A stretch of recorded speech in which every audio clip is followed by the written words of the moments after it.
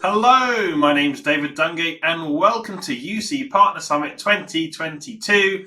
I am here with Dominic Black, Director of Research at Cavell Group. Welcome to the show, Dominic. How are you? I'm great, Dave. Thanks for having me back. It's wonderful to be here again, and yeah, good to see you again after seeing you a couple of weeks ago out in the US. So yeah, all good. Fantastic. Well, today we're going to be talking about the future of voice. Let's get straight into it, Dom. What do you see in the landscape today? What is your general assessment of the voice landscape? So I think it's an interesting question, and obviously we spend our time speaking to service providers, vendors around the UCaaS contact center space as well.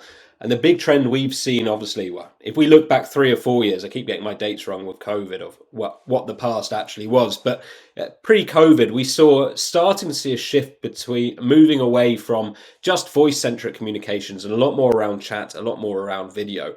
Obviously, when the pandemic hit, we saw Zoom take off, we saw Microsoft Teams take off, we saw WebEx take off, we saw a load more communication moving beyond voice and into other channels of communication.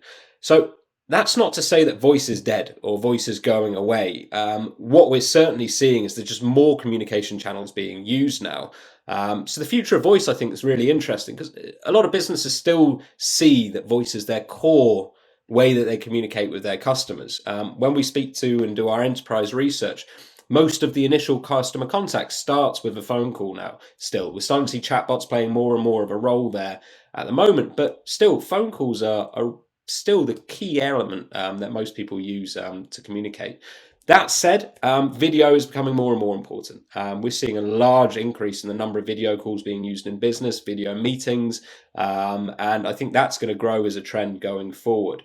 So, as a service provider, as a channel organization, what should you be looking at? I think you've really got to be looking at how can you have a kind of core UCaaS service going forward in the future, but how can you supplement that with other channels, other communication channels you can bring into there to enable your customers to speak through whatever communication medium they really want to their customers and also internally.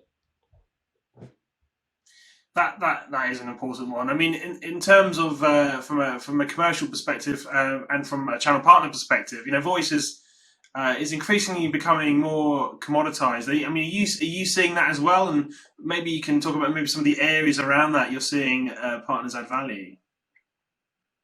Yes, I think it is interesting when we're looking at our forecasts and looking at the amount of revenue that you can still drive from just the voice element of kind of a UCaaS service, let's say. That's definitely falling in terms of the number of minutes being used and the revenue you can kind of drive from that. The way that we're seeing partners trying to solidify some of that revenue is obviously by bundling in minutes into packages, or as a trend more and more we're seeing now is offering unlimited minute bundles, so that you're saying to your customers, it doesn't matter how many minutes you use, it's part of that. You're not having to rate them or anything like that. And it just makes it a little bit easier for the end customer to know that they've got that peace of mind that they can basically use their phone as much as they like. When we're speaking to people who are doing those unlimited bundles, what we do see is a lot of those partners are actually still able to get quite significant margin off that. Although revenue is dropping, the margin is increasing because they're using less minutes. So at the end of the day, the cost to the partner is less. So it's an interesting change in the market. And I think where we used to see providers and channels going, well, it's going to be £8 or £9 for the license, and then we'll probably get £4 or £5 for the calling off the back of that. What we see now is, okay, well, let's say it's going to be £13, £14 all in, and you get unlimited minutes off the back of that. And I think that's the trend we're going to see is minutes become less relevant and voice becomes a bit less relevant from a revenue perspective in terms of some of these packages. And more features will be included within that. So I think for channel organizations, you've really got to look at who do you have in your customer base? How are they actually communicating? And see whether it's worthwhile putting it into one simple, easy package so that your customers can really understand what they want to use. They can use it without really worrying about how many minutes they're going to use and get away with it really. And should be really the only way that you're going to drive significant minute revenue going forward in the future, I would say.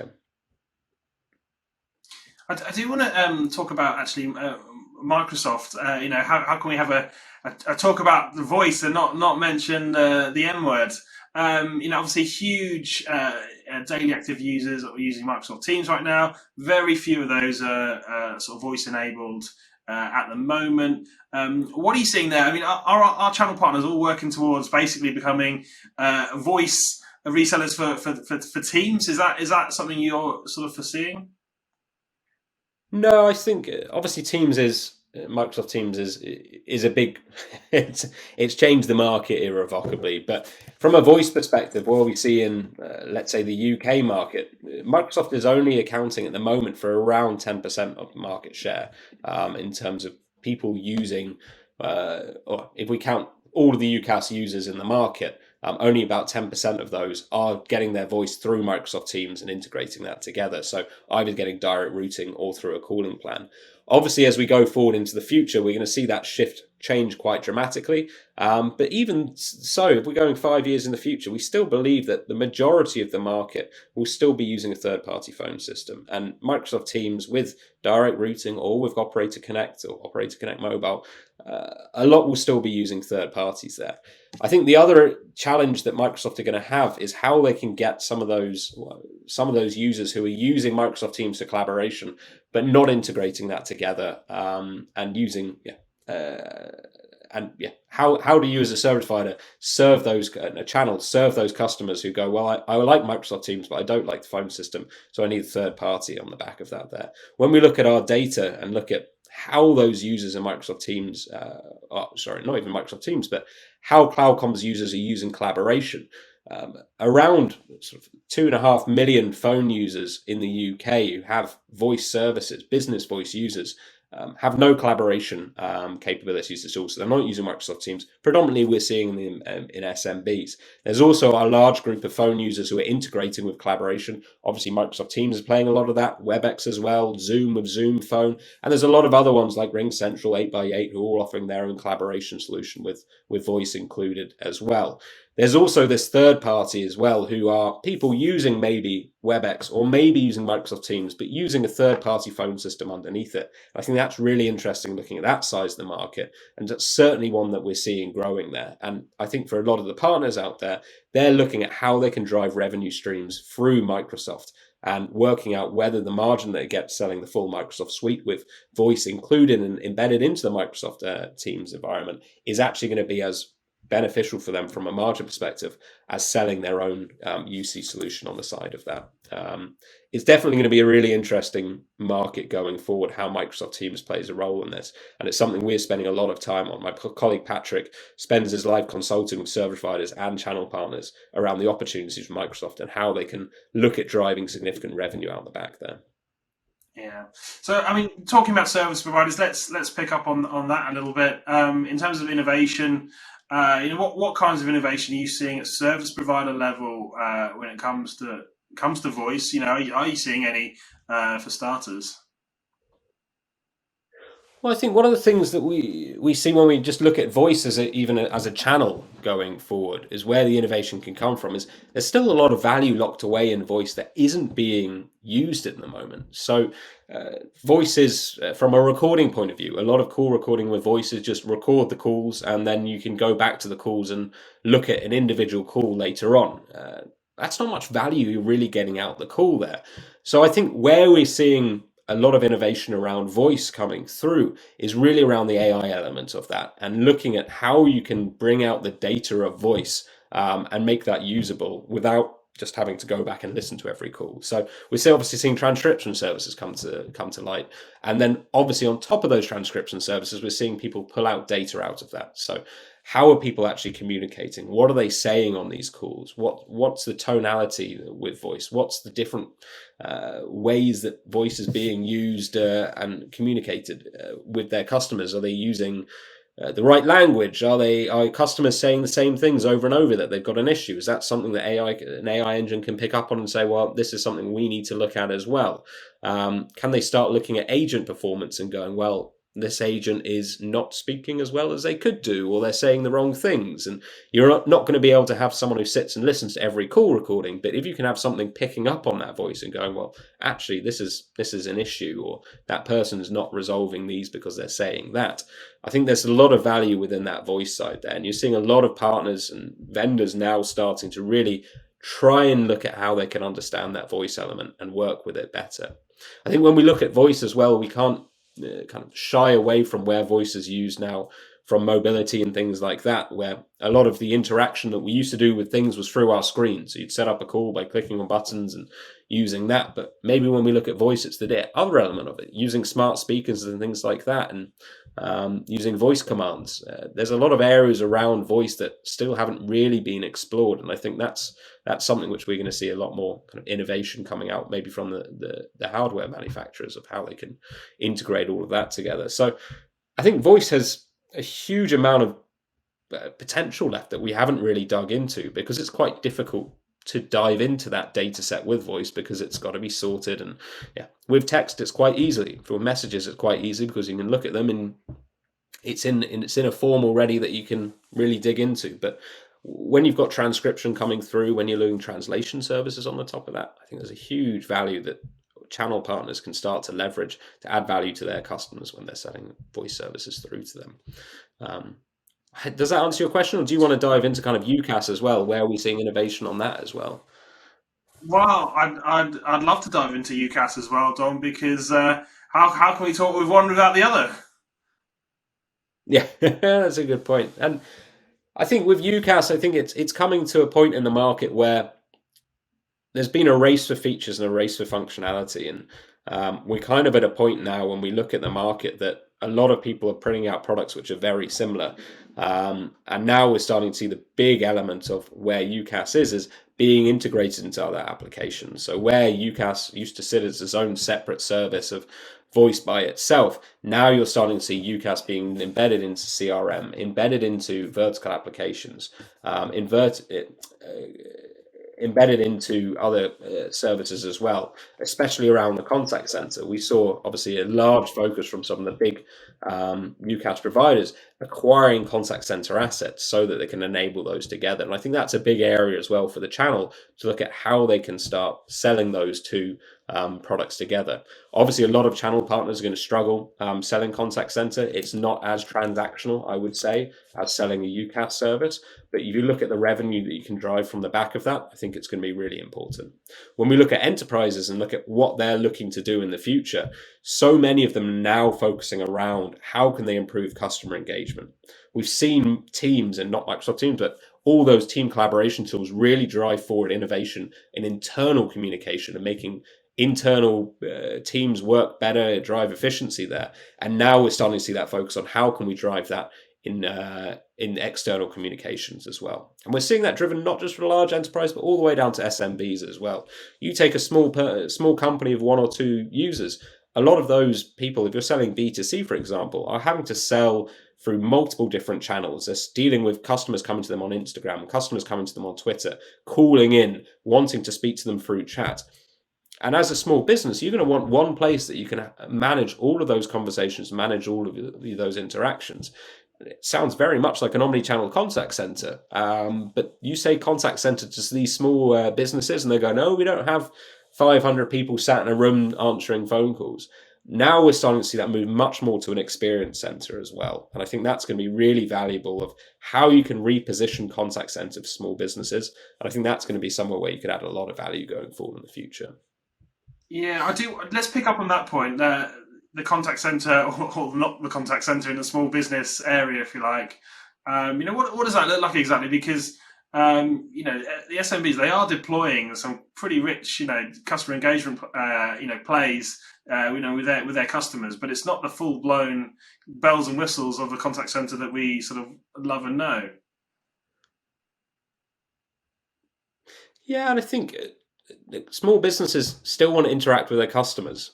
Just because they're small doesn't mean they don't have the same demands or the same requirements that their customers have, the same as large businesses. They're still having to deal with, and in some cases, a lot more customers because they're dealing with very small, well, they're dealing with consumers, so they're having to work with lots of different people wanting lots of different things and speaking to them in different ways, and they've got to enable the same experience that you would have with a large business. As we see for enterprises now and small businesses, that with the internet, everyone is global.